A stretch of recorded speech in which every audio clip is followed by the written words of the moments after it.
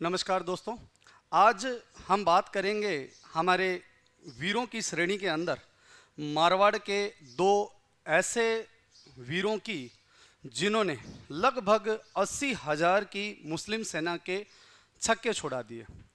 मैं आपको बात बताने जा रहा हूं आज मारवाड़ के उस क्षेत्र की और उस युद्ध की जिसे कहा जाता है गिरी सुमेल का युद्ध। यह युद्ध उस आक्रांता से हुआ है जिसने मुगल शासकों को भी भारत से खदेड़ दिया। हम बात करने जा रहे हैं भारत में दूसरे अफगान संस्थापक शेर शाह सूरी के बारे में बताने के लिए। शेर शाह सूरी ने जब दिल्ली को जीत लिया था और हुमायूं को भारत से बाहर पाकिस्तान की तरफ खदेड़ दिया था, तो अब केवल संपूर्ण भारत में एक छत्र शासन स्थापित करने के लिए उसे केवल और केवल जीतना था राजपूताना को। इस राजपूताना में मैं आपको बता दूं कि इस समय जो सबसे शक्तिशाली शासक था वो था मालदेव। मालदेव के बारे में कहा जाता है कि उसने अपने जीवन में 52 युद्ध लड़े थे और इन 52 युद्धों में से वो कभी भी नहीं हारा था। इसीलिए मालदेव को कहा जाता है 52 युद्धों का विजेता। परंतु जो मेन बात है वो यह है कि मालदेव ने जो ये युद्ध जीते थे वो किन दो महत्वपूर्ण सेनापतियों के दम पे जीते थे, तो वो उसके महत्वपूर्ण सेनापति थे जेता और कुंपा। ये वही जेता और कुंपा हैं जिन्होंने मालदेव को कभी भी इन 52 युद्धों के अंदर हार का मुंह नहीं दिखाया, अपने शरीर पे कई घाव लिए हैं और मालदेव को हर युद्ध में विजय प्राप्त करवाई है। तो ध्यान रखें, आज हम बात करेंगे जेता और कुंपा की। जब भारत के अंदर एक युद्ध लड़ा जाता है पश्चिमी क्षेत्र में, इसे कहा जाता है 1541 का पाहोबा का युद्ध। पाहोबा का युद्ध। और यह जो युद्ध होता है यह होता है मारवाड़ के शासक मालदेव और इस समय बीकानेर के राठौड़ वंश का शासक था राव जैतसी। जैतसी को इस युद्ध में जेता और कुंपा के द्वारा बहुत बुरी तरह से हराया जाता है। जैतसी की मृत्यु हो जाती है और जैतसी का जो बेटा है कल्याणमल, ये कल्याणमल चला जाता है आपके शेर शाह सूरी की शरण में। इसी समय कहते हैं कि मालदेव के द्वारा एक और युद्ध जीत लिया गया जिसमें मालदेव ने मेड़ता के वीरमदेव को हरा दिया और ये वीरमदेव भी अपना राज्य प्राप्त करने की लालसा के अंदर चला जाता है शेर शाह सूरी की शरण में। शेर शाह सूरी को हमेशा से एक बहाने की तलाश थी कि वो किसी भी बहाने से मालदेव से युद्ध लड़े। मालदेव से युद्ध लड़ने का यह अच्छा बहाना था जब कल्याणमल और वीरमदेव शेर शाह सूरी के पास में जाते हैं और अपने अपने क्षेत्रों को वापस दिलवाने की मांग करते हैं।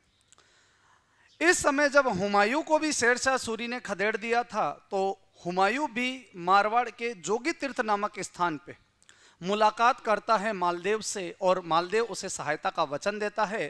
परंतु हुमायूं इधर पश्चिम से होते हुए अमरकोट की तरफ चला जाता है। इसके बाद में यह बात जब शेर शाह सूरी को पता चलती है तो शेर शाह सूरी मालदेव को कहता है कि भारत का सुल्तान होने के नाते या भारत का सर्वे सर्वा होने के नाते जब तुम्हें ये बात पता थी कि हुमायूं मेरा प्रतिद्वंदी है और उसने तुमसे मुलाकात की है, तो तुम्हें उसको बंदी बना के मुझे सौंपना था। अर्थात मालदेव ने कहा कि मैं तुम्हारा ऋणी नहीं हूं या मैं तुम्हारे अधीन नहीं हूं, मेरी जैसी इच्छा होगी मैं वैसा काम करूंगा। शेर शाह सूरी कहता है अब इसका खामियाजा भुगतने के लिए तुम तैयार रहो।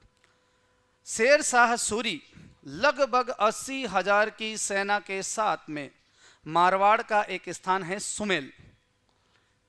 इस मारवाड़ के सुमेल नामक स्थान पे शेर शाह सूरी के द्वारा पड़ाव डाला जाता है।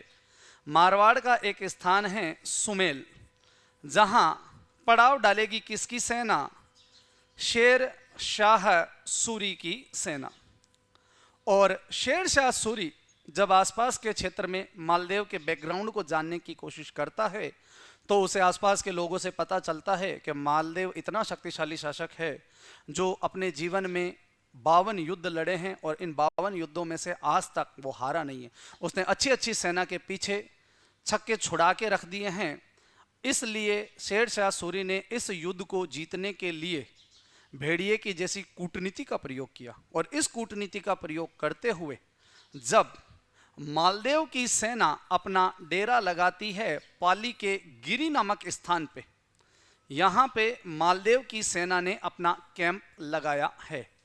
और मालदेव की सेना जब यहाँ पे कैंप लगाती है तो शेर शाह सूरी एक कूटनीतिक रणनीतिक चाल चलता है और मालदेव के जो दो सेनापति हैं जेता और कुंपा, उनके डेरों के अंदर 10-10 हजार रुपए की राशि भिजवाता है और एक एक खत उनके पास भिजवाता है।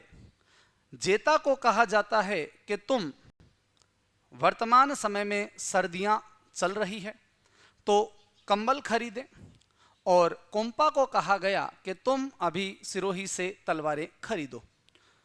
दोनों ने ही यह खत मालदेव के द्वारा दिया हुआ माना और वो राशि अपने अपने कैंप में रख ली। एक खत शेर शाह सूरी ने मालदेव के कैंप के आगे गिरवा दिया जिसमें लिखा था कि मालदेव तुम्हारे दोनों सेनापति कल की सुबह जब युद्ध लड़ेंगे तो वो मेरी तरफ से लड़ेंगे। मालदेव जब इस खत को पढ़ता है तो मालदेव के होश उड़ जाते हैं और मालदेव के जब होश उड़ते हैं तो मालदेव अपने दोनों सेनापतियों के डेरे की जांच लेता है जिसमें उसे 10-10 हजार रुपए की राशि प्राप्त होती है। लाख समझाया जेता और कोम्पा ने परंतु मालदेव नहीं माना और अपनी जो 15,000 की सैनिकों की टुकड़ी को वो लेके आया था उसमें 5,000 सैनिक और सेनापतियों के साथ में मालदेव पुनः वापस लौट जाता है। अब शेर शाह सूरी का थोड़ा सा हौसला काम करने लगा। उसने सोचा कि मेरे पास में अभी 80,000 सैनिकों का बल है और 40 तोपें हैं, मैं इनके दम पे जेता और कुंपा को आसानी से हरा दूंगा। जैसे ही 5 जनवरी 1544 की सुबह गिरी सुमेल के युद्ध की शुरुआत होती है तो जेता और कुंपा ने क्या युद्ध किया। उन दोनों ने अपने 10,000 सैनिकों के साथ में शेर शाह सूरी की आधी सेना को लगभग दोपहर के पहले पहर तक बिल्कुल समाप्त कर दिया। शेर शाह सूरी की हालत खस्ता हो गई। दोपहर में जैसे ही नमाज का टाइम होता है तो यह युद्ध थोड़ी देर के लिए शांत कर लिया जाता है। हमारे हिंदू राजपूताना धर्म में यह बात कही गई है कि सूर्य अस्त से पहले और सूर्य अस्त होने के बाद या फिर बीच के अंदर जब मुस्लिम सेना के नमाज पढ़ने का समय होता है तो उस समय युद्ध को कुछ क्षणों के लिए रोक दिया जाता है। जब इस युद्ध को रोका गया तो शेर शाह सूरी ने अपने खुदा से प्रार्थना की कि या खुदा आज तो मेरा नाम या तो हमेशा के लिए तहस नहस नष्ट हो जाएगा या फिर मेरी सहायता करो, वरना इस युद्ध को मैं हारूंगा और मेरी यह सबसे बड़ी हार होगी जिसमें दिल्ली और आगरा का क्षेत्र पूरे भारत की सल्तनत मेरे हाथों से चली जाएगी। हो सकता है शायद खुदा ने उस समय शेर शाह सूरी की सुन ली हो और शेर शाह सूरी की एक रिजर्व टुकड़ी जिसका सेनापति जलाल खां जिलवानी था जो इस समय गुजरात अभियान से दिल्ली की तरफ लौट रहा था। जब शेर शाह सूरी के सेनापति जलाल खां जिलवानी को यह बात पता चलती है तो वो अपनी 1 लाख की सैनिक की टुकड़ी के साथ में पुनः गिरी सुमेल के अंदर आ जाता है और इस युद्ध में आके पुनः युद्ध की शुरुआत होती है जिसमें वापस से जेता और कुंपा लड़ते हैं और वीरता से लड़ते हुए अपने 10,000 साथियों के साथ में अपने प्राणों का बलिदान देते हैं। शेर शाह सूरी इस युद्ध को भले ही जीत गया था लेकिन युद्ध को जीतने के बाद भी वो इतनी बुरी तरह कांप रहा था, इतनी बुरी तरह से उसको पसीने आ रहे थे और अचानक उसके मुंह से निकल गया कि मैं इस छोटे से क्षेत्र के लिए पूरे हिंदुस्तान की बादशाहत को खो बैठता। उसके शब्द जो थे वो हिंदी में नहीं थे, उसने इन शब्दों का उल्लेख किया है अफगानी भाषा में कि बराए एक मुस्त बाजरा हिंदुस्तान बादशाहत दराए ए बुदेन, यानी कि इस केवल बाजरा उगने वाली भूमि में जहां मुट्ठी भर बाजरा होता है, इस मुट्ठी भर बाजरे को जीतने के लिए एक बार मैंने पूरे दिल्ली और आगरा की बादशाहत को दांव पे लगा दिया। यह तो अच्छा हुआ कि जलाल खां जिलवानी की सेना आ गई, नहीं तो ये मेरी बहुत बुरी हार होती।